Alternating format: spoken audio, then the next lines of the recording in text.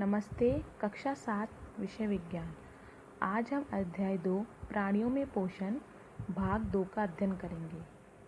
भाग 1 में हमने देखा कि किस प्रकार सजीव अपना भोजन प्रत्यक्ष या अप्रत्यक्ष रूप से पौधों से प्राप्त करते हैं और अपना पोषण प्राप्त करते हैं।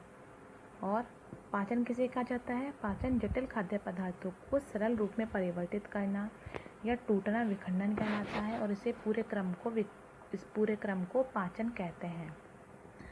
भोजन को ग्रहण करने की अनेक विधि होती है, जैसे मधुमक्खी, पक्षी यानी हमिंग बर्ड या अन्य जीव अलग अलग तरीके से अपना भोजन ग्रहण करते हैं। मनुष्य में पाचन जो होता है एक विशेष क्रम द्वारा संपन्न होता है। जिस भी क्रम में संपन्न होता है सतत नली द्वारा गुजरता है। इस पूरे को पाचन आहार नाल या पाचन तंत्र कहा जाता है। इसमें मुख्य भाग मुख, गुहिका, ग्रसिका, आमाशय, छोटी आंत, बड़ी आंत, गोदा आदि है। इनमें से हमने एक भाग पिछले वीडियो में देखा था। अब अगला जीभ। जीभ क्या है?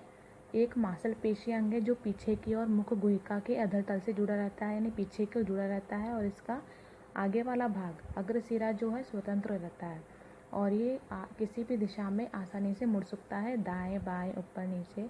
आपको पता है जीभ क्या कार्य करती है? जीभ जो है हम इसका उपयोग बोलने में करते हैं। इसके अतिरिक्त क्या करती है? ये भोजन में लार मिलाने का कार्य करती है, जिससे भोजन लसलसा हो जाता है और निगलने में भी हमें सहायता मिलती है और जीभ के द्वारा ही हमें स्वाद का अनुभव होता है। जैसे आपको चित्र में दिख रहा है जीभ की संरचना।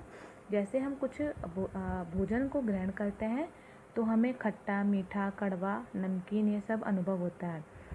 तो जीभ के सबसे आगे वाले सिरे से हमें मीठे का अनुभव होता है, किनारों से नमकीन और उसके थोड़ा आगे से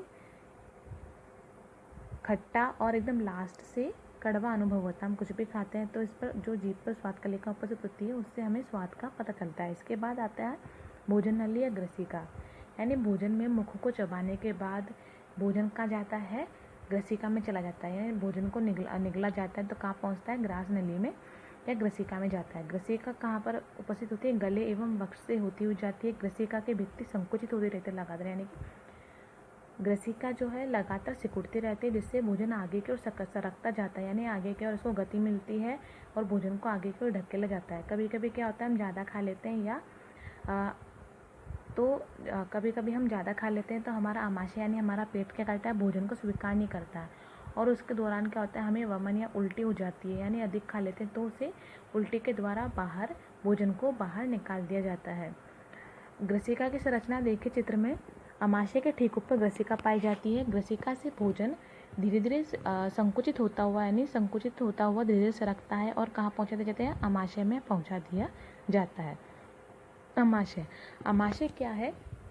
आमाशय एक मोटी भित्ति वाली थैली नुमा संरचना, थैली के आकृति की संरचना है और ये कैसी होती है? जे के आकार की होती है और पाचन तंत्र यानी आहार नाल का सबसे चौड़ा भाग होती है। एक और तो ये ग्रसिका से जुड़ी रहती है और ग्रसिका से खाद्य पदार्थों को प्राप्त करती है और दूसरी तरफ छोटी आंत यानी शुद्धांत्र में जाकर खुलती है।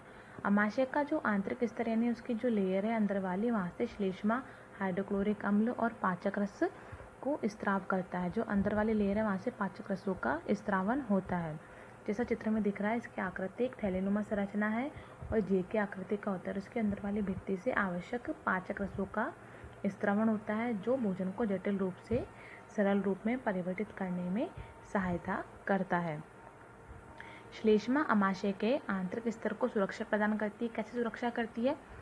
हम भोजन के साथ साथ कुछ ऐसे जीवाणुओं को भी खा लेते हैं, यानी भोजन के साथ साथ कुछ ऐसे जीवाणु भी अपने आमाशय में पहुंच जाते हैं। तो जो आमाशय का आंतरिक स्तर है ऐसे जीवाणुओं को क्या नष्ट कर देता है और वहाँ के माध्यम को अम्लीय बना देता है, जिससे पाचक रसों को क्रिया करने में सहायता मिलती है और पाचक रस प्रोटीन को सरल रूप में परिवर्तित कर देते हैं। आमाशय में किसका? प्रोटीन का विघटन होता है। आमाशय के बाद आता है छोटी आंत। छोटी आंत लगभग 7.5 मीटर लंबी और अत्यधिक कुंडली संरचना होती है। यह यकृत एवं अग्नाशय से स्राव प्राप्त करती है। यह लिवर से आवश्यक स्रावों को प्राप्त करती है। इसके अतिरिक्त इसकी भित्ति से कुछ स्राव भी होता है, यानी ये खुद भी कुछ एंजाइमों का स्राव करती है।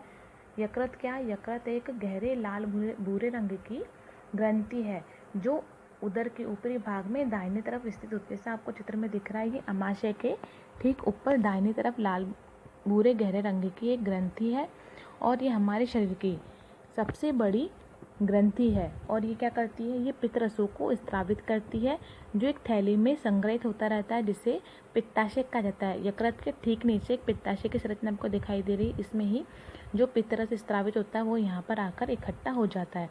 और पित्तरस क्या काम करता है? जो वसा हम भोजन के साथ साथ जो वसा खाते हैं उसको पचाने में यह हमारी हेल्प करता है।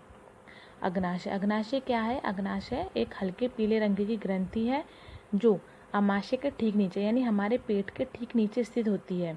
ये अग्नाशय रस जो होता है कार्बोहाइड्रेट एवं प्रोटीन पर क्रिया करता है तथा इनको सरल रूप में परिवर्तित कर देता है। जटिल रूप में जो हम भोजन ग्रहण करते हैं उसको सरल रूप में परिवर्तित कर देता है।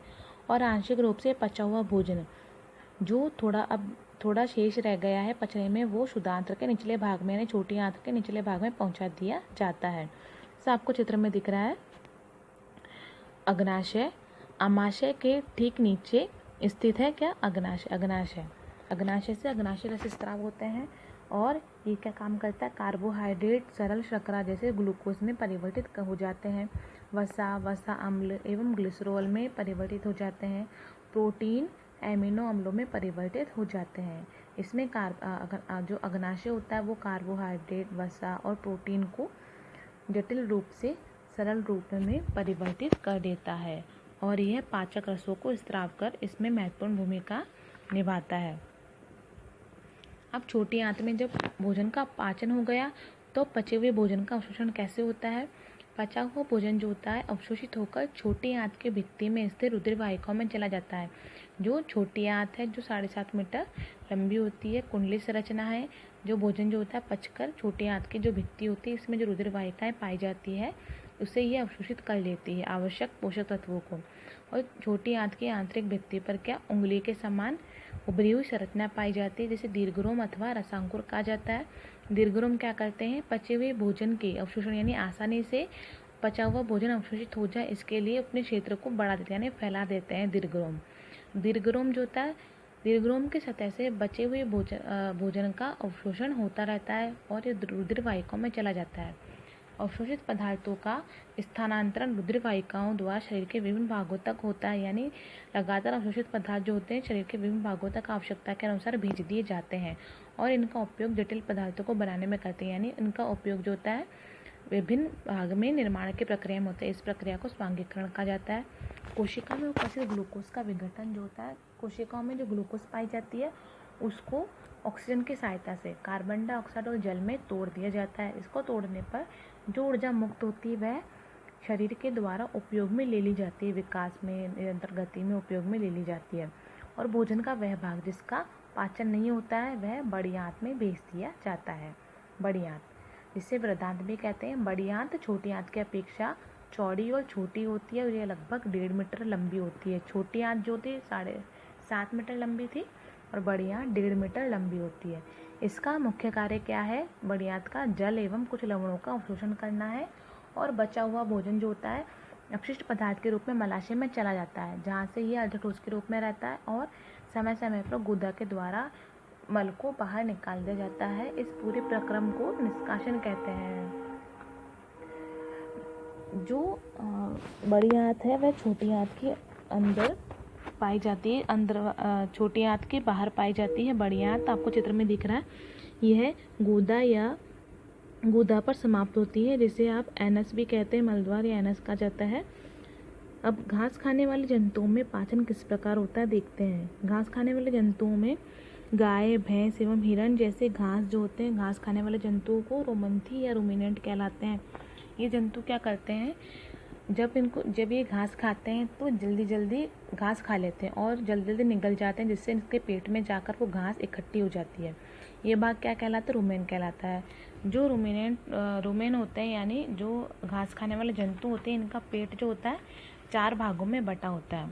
रुमेन में आंशिक पाचन यानी थोड़ा बहुत पाचन हो जाता है, लेकिन जब ये भोजन इकट्ठा हो जाता है फिर ये पुनः उसे मुख में लाते हैं, धीरे धीरे मुख में लाते रहते हैं और इसे धीरे धीरे चबाते हैं। इस प्रक्रिया को क्या कहते हैं, जुगाली करना या जुगाली करना कहा जाता है। आपको चित्र में गाय की संरचना दिखाई गई है, इसमें आमाशय दिख रहा है। इसमें आमाशय के अंदर छोटी आंत बड़ी आंत पाई गई है, उसमें रुमेन पाई गया है, जहाँ पर रुमेन के रूप में भोजन इकट्ठा हुआ रहता है। भोजन को पुनः मुख में लाने के बाद जंतु से चबाता है, तो इस पूरे क्रम को जुगाली करना कहते हैं तथा ऐसे जंतु रुमिनेंट अथवा रोमंती कहलाते हैं। घास में जब ये जो जंतु है घास खाते हैं, इसमें घास में जो सेलुलोज की मात्रा है वो अधिक मात्रा में उपस्थित होती है, जो कि एक प्रकार का कार्बोहाइड्रेट है।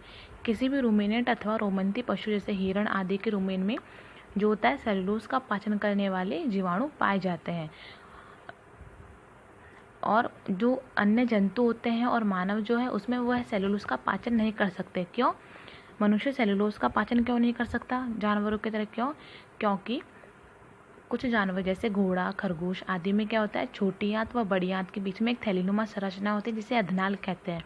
ये अधनाल जो है सेलुलोज को पचाने का कार्य करती है। क्यों? क्योंकि यहाँ पर कुछ ऐसे जीवाणु उपस्थित होते हैं जो सेलुलोज का पाचन आसानी से कर देते हैं और जो मनुष्य की आहार नाल में अनुपस्थित होते हैं, यानी मनुष्य के जो आहार नाल होती है उसमें से जीवाणु नहीं पाए जाते हैं। अब कुछ जीव ऐसे भी होते हैं जिनमें ना तो पाचन तंत्र होता है ना ही मुख होता है। ऐसे सूक्ष्म प्राणी होते हैं, वे भोजन कैसे करते हैं आइए देखते हैं। इनमें कुछ है अमीबा। अब अमीबा जो है जलाशय में पाए जाने वाला एक कोशिकीय जीव। एक कोशिका से तात्पर्य है जो केवल एक कोशिका से बना होता है, और बहुकोशिकीय से जो बहुत सारी कोशिका से बना होता है। जैसे मनुष्य जो है बहुकोशिक प्राणी है। अमीबा की कोशिका में एक कोशिका झिल्ली होती है और एक गोल सघन केंद्रक पाया जाता है, और एक गोल सघन केंद्रक एवं कोशिका द्रव्य में बुलबुले के समान अनेक धानियाँ पाई जाती है। जैसे आपको चित्र में दिख रहा है केंद्रक, उसके अंदर अनेक धानियाँ पाई जाती है और इसके किनारों पर एक से अधिक उभार निकले रहते हैं उंगली के समान। ये पादाप कहलाते हैं, जो इसे गति करने में सहायता करते हैं और भोजन को पकड़ने में भी सहायता करते हैं। अमीबा क्या करता है, जैसे ही इसके पास में जैसे ही कोई भोजन आता है, सूक्ष्म जीव आते हैं, तो क्या करता है, ये खाद्य कण के चारों ओर अपने पादाप, जो उसके पादाप है जो उसको आसानी से गति करने में मदद करते हैं और भोजन को पकड़ने में भी सहायता करते हैं, उसे विकसित कर लेता है और खाद्य कण को क्या निगल जाता है। अब निकलने के बाद जो है इसके खाद्य धानी में जो कण है वो फंस जाता है और यहीं से खाद्य धानी में पाचक रसों का लगातार स्त्रावण होता है और खाद्य पदार्थ पर क्रिया करते हैं, जिससे जो खाद्य कण है वो सरल रूप में परिवर्तित हो जाता है और बचा हुआ भोजन धीरे धीरे अवशोषित कर लिया जाता है। जैसे आपको चित्र में दिख रहा है अमीबा का चित्र, अमीबा कैसे भोजन ग्रहण करता है। जैसे खाद्य कण इसके पास आया, इसके पादा विकसित हो गए और खाद्य धानी बन गई और उसके अंदर खाद्य कण फंस गया। अब यहाँ पर धीरे धीरे पाचक रसों को स्रावित करता है अमीबा और खाद्य कण को धीरे धीरे पचा ले जाता है और जो खाद्य धीरे धीरे पचा ले जाता है और इसके बाद में जो अपशिष्ट बचता है इसे खाद्य धानी द्वारा बाहर निकाल दिया जाता है और इसका उपयोग कहाँ किया जाता है, इसके रखरखाव में वृद्धि में किया जाता है। भोजन के पाचन का आधारभूत क्रम सभी प्राणियों में समान होता है और जिसमें भोजन को जटिल रूप से सरल रूप में परिवर्तित किया जाता है और यहाँ से ऊर्जा मुक्त होती है और ये ऊर्जा शरीर के द्वारा विभिन्न कार्य में उपयोग में ली जाती है, शरीर के रखरखाव, वृद्धि आदि में। हमने इस अध्याय में जो भी पढ़ा उससे संबंधित प्रश्न, अभ्यास प्रश्न। प्रश्न 1, मानव पोषण के मुख्य चरण। मानव का जो पोषण है वो किस किस चरण के अंतर्गत होता है? अंतर्ग्रहण, पाचन, अवशोषण, स्वांगीकरण एवं निष्कासन। प्रश्न 2, मानव शरीर की सबसे बड़ी ग्रंथि का नाम यकृत है। प्रश्न 3, आमाशय में हाइड्रोक्लोरिक अम्ल एवं पाचक रसों का स्राव होता है जो भोजन पर क्रिया करते हैं, भोजन को पचाने में सहायता करते हैं। क्षुधांत्र की आंतरिक भित्ति पर उंगली के समान अनेक प्रवर्ध पाए जाते हैं जिसे दीर्घरोम कहते हैं। क्षुधांत्र यानी छोटी आंत के आंतरिक भित्ति पर उंगली के समान प्रवर्ध पाए जाते हैं जिसे दीर्घरोम कहते हैं। अमीबा जो होता है अपना भोजन का पाचन खाद्य धानी में करता है। प्रश्न 6, जल का अवशोषण मुख्यतः किस अंग के द्वारा होता है? ग्रसिका के द्वारा होता है। आहार नाल के कौन से भाग द्वारा निम्न क्रियाएं संपादित होती है? पहला, पचे हुए भोजन का अवशोषण छोटी आंत में होता है।